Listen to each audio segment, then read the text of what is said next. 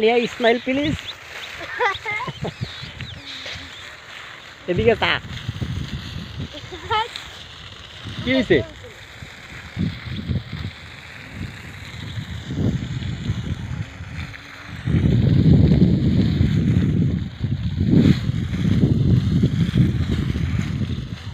এক মিনিট লইলাম, হ্যাঁ বেশি লইলাম না।